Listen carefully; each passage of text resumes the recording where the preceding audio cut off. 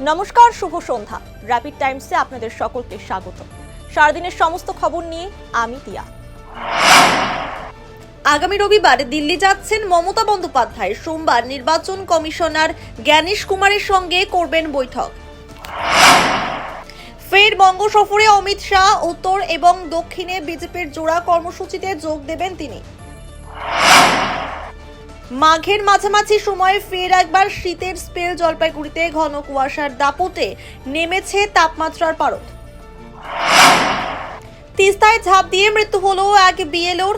শিলিগুড়ির খালপাড়ায় হিন্দি প্রাইমারি স্কুলের শিক্ষক ছিলেন তিনি।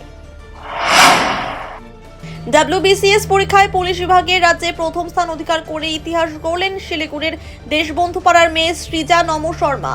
খুশির হাওয়া পরিবারে। আগামী 5 ফেব্রুয়ারি থেকে শিলিগুড়িতে শুরু হচ্ছে উত্তরবঙ্গ ফুল মেলা। আজ সাংবাদিক বৈঠক করে জানালেন শিলিগুড়ি হর্টিকালচারাল সোসাইটির সদস্যরা।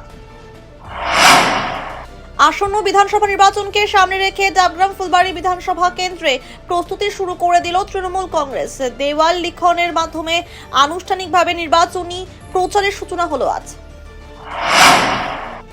শিলিগুড়ির হায়দারপাড়ায় ফুটপাত দখল মুক্ত করতে অভিযানে নামলো ভক্তিনগর ট্রাফিক গার্ড। এদিন ফুটপাত দখল করে থাকা ব্যবসায়ী এবং অবৈধভাবে গাড়ি পার্কিং করা মানুষদের সতর্ক করা হয়।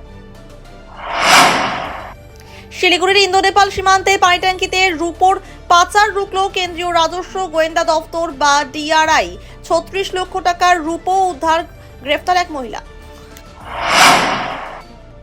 SIR এর নামে সাধারণ মানুষকে হেনস্থা বন্ধ সহ একাধিক দাবিতে রাজগঞ্জ বিডিও অফিস অভিযান করল গণসংগঠন সমূহের যৌথ মঞ্চ। সারাদিনের সমস্ত খবরের আপডেট পেতে নজর রাখুন শিলিগুড়ি টাইমসে। শিলিগুড়ি টাইমসের খবর আপনারা পেয়ে যাবেন শিলিগুড়ি টাইমসের ইউটিউব, এক্স হ্যান্ডেল, থ্রেডস এবং ইনস্টাগ্রাম পেজেও।